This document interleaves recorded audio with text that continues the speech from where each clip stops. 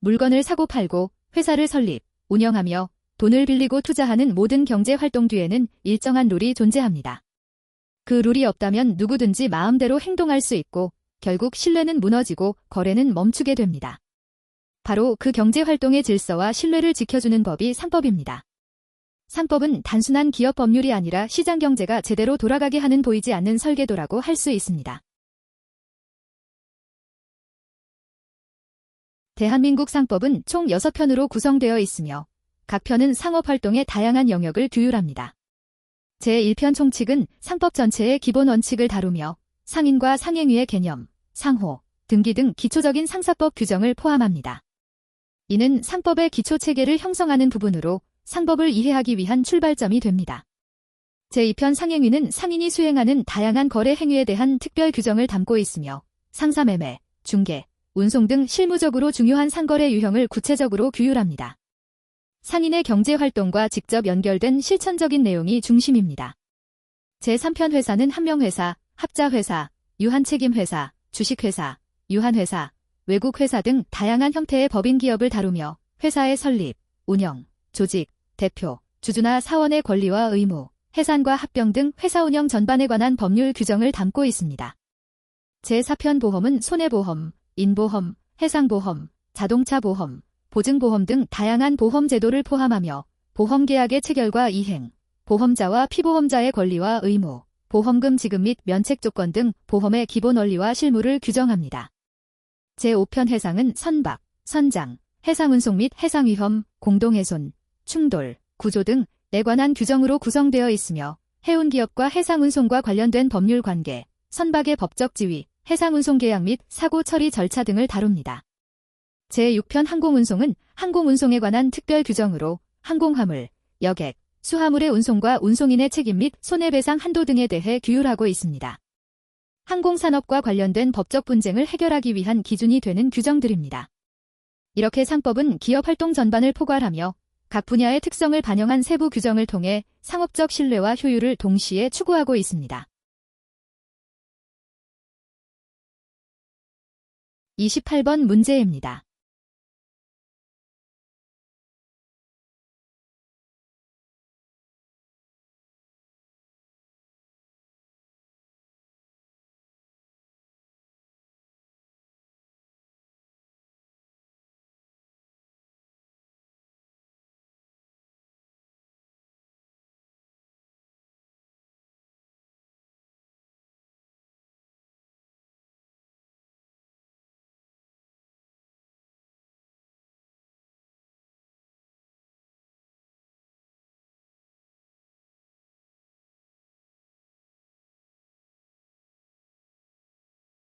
이번 사건은 시멘트 공급 거래에서 발생한 약속어음 지급과 회생 절차 중의 부인권 행사로 인해 원고가 원인 채권 회복을 근거로 다시 청구할 수 있는지 여부가 주요 쟁점이 된 사례입니다.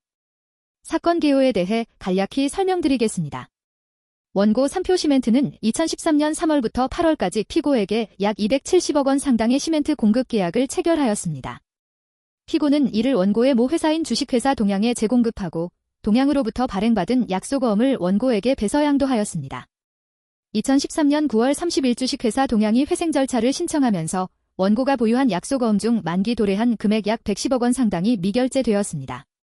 원고는 별도로 주식회사 동양이 발행한 약속어음 5장 중 3장은 피고로부터 배서양도받은 어음을 보유하고 있었고 주식회사 동양은 회생 절차 개시 전 원고에게 어음금 약 76억 원을 이미 변제하였습니다.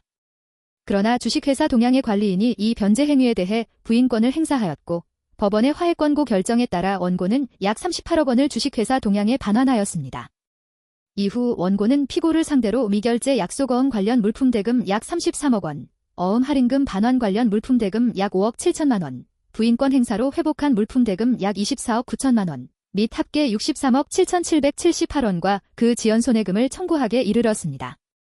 이에 원심은 원고가 청구한 금액 중 미결제 약속어음 관련 물품 대금 약 33억 원, 어음 할인금 반환 관련 물품 대금 약 5억 7천만 원, 청구 부분에 대해서는 지연 손해금을 포함하여 원고의 청구를 모두 받아들였습니다. 한편 부인권 행사로 회복한 물품 대금 약 24억 9천만 원, 청구 부분에 대해서는 원고가 동양에 반환한 금액이 피고에 대해 개별적으로 다시 청구 가능한 원인 채권으로 회복되었다고 보기 어렵다고 판단하여 이 부분에 대해서는 원고의 청구를 기각하였습니다.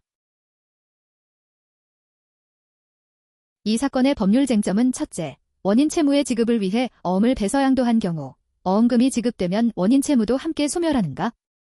둘째, 어음금 지급 행위가 부인되어 어음 소지인이 어음금을 반환한 경우 회생파산법 제109조 제1항에 따라 어떤 채권이 회복되는가가 쟁점이었습니다. 이에 대법원의 판단은 원인 채무의 지급을 위해 어음을 배서양도한 경우 그 시점에서는 어음상 채권과 원인 채무가 병존하게 되며 이후 어음금이 지급되면 어음상 채권은 소멸하고 그 지급은 원인 채무에 대한 변제 효과도 발생하여 원인 채무 역시 함께 소멸하는 것이 원칙이라고 하였습니다.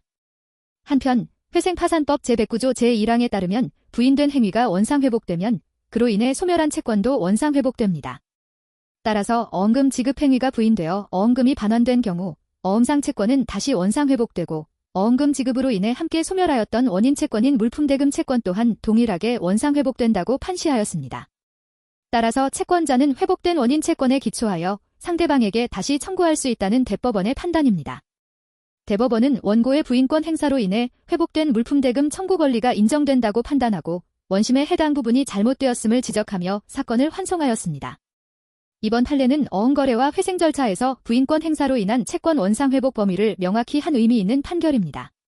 하지만 피고처럼 유통 과정에서 정상적으로 어음을 배서양도했음에도 예기치 않게 원인 채권 책임까지 다시 부담하게 되는 상황이 발생할 수 있음을 보여준 사례였습니다. 따라서 실무에서는 회생 절차와 부인권 행사 가능성까지 염두에 두고 어음거래 구조와 계약 조항을 사전에 면밀히 검토하고 설계하는 리스크 관리가 필수적입니다. 감사합니다.